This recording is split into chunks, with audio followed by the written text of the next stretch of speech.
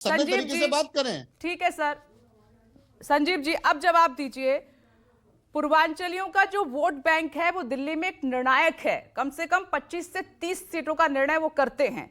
तो क्या इसीलिए आप हर बयान को पूर्वांचलियों से जोड़कर प्रोटेस्ट करने की तैयारी में हैं, सवाल उठा रहे हैं, जबकि आप ये भी बात कह चुके हैं कि बिहार और उत्तर प्रदेश से लोगों को लाकर यहां पर उनके फर्जी वोट बनवाए जा रहे हैं? विपनेश जी, पिछले 15 दिन और 20 दिन से, जब से दिल्ली का चुनाव पूरी तरीके से शुरू हुआ है, लगातार भारतीय जनता पार्टी के नेताओं की भाषा बिगड़ती जा रही है। शुरुआत देश के प्रधानमंत्री जी ने की थी। आपको ध्यान हो, दिल्ली को विपदा बताया था, इस तरीके से आपदा बताया था।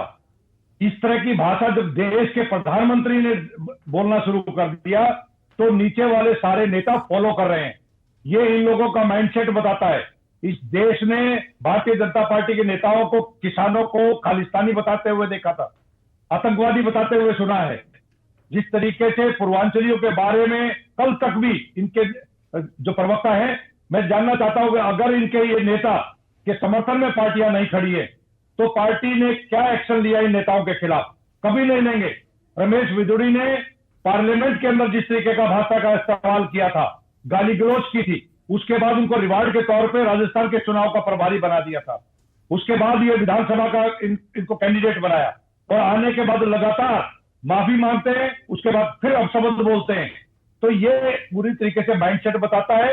पूर्वांचल, आप कह रहे हैं 25 सीटों पे प्रभाव रखते हैं, हम ये मानते हैं कि 70 की 70 विधानसभाओं पे हमारे पूर्वांचल भाई बहनों का प्रभाव है और पूर्वांचल भाई बहनों का ज्यादा से ज्यादा निवास अनऑथराइज कॉलोनीज और झुग्गियों में रहता है। तो सबसे ज्यादा काम डेवलपमेंट का करने का काम अगर किसी ने किया तो अरविंद केजरीवाल जी ने किया। 4000 से ज्यादा लंबी पाइपलाइंस बिछाकर इन सभी कॉलोनीज में टैप से पानी पहुंचाने का काम किसी ने किया तो अरविंद केजरीवाल जी ने किया।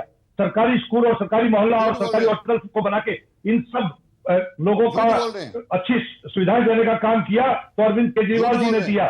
फ्री महिला यात्रा देने का काम किसी ने किया तो अरविंद केजरीवाल जी ने किया। मैं जवाब देता हूं, झूठ बोल अगर रहा हूं। बुजुर्गों को तीर्थ यात्रा देने का काम किया तो अरविंद केजरीवाल जी ने किया। फिर झूठ बोल रहे हैं। महिला सम्मान योजना कोई देगा तो उनका नाम अरविंद केजरीवाल जी है।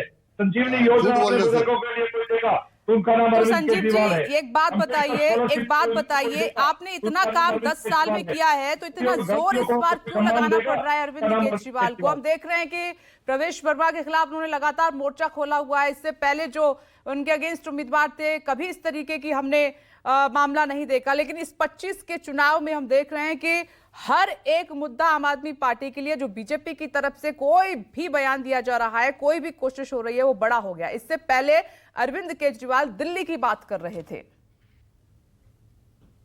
विपनेश जी, बात सिर्फ प्रवेश वर्मा की नहीं है।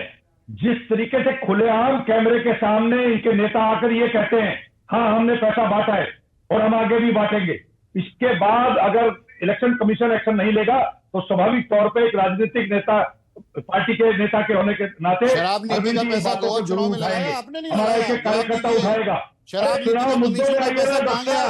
अरे शराब नीति का पैसा तो और चुनाव में लगाया। आपने दिल्ली को 12% करिए, आपने कर दिया। चाहिए सर, आपने कहा था कि मेरी बारी में दूसरे प्रवक्ता ना बोले, तो सर आप ही धैर्य रखिए। तो इनको झूठ बोलो ना, झूठ बोलना बंद मैं करें। कांग्रेस पार्टी के प्रवक्ता का भी रुख कर लेती झूठ हूँ। बोलना हरनाम बंद सिंह करिए। जी, जो रमेश बिधूड़ी ने बयान दिया है आतिशी को लेकर, इससे पहले प्रियंका गांधी को लेकर भी बयान दिया, इस पर कांग्रेस पार्टी का क्या कहना है? क्या ऐसे विवादित बयानों से चुनाव जीता जाता है क्या? अनिल जी और आप दोनों से मैं रिक्वेस्ट कर रही हूँ, प्लीज 1 मिनट आप रुकिए। संजीव जी, हरनाम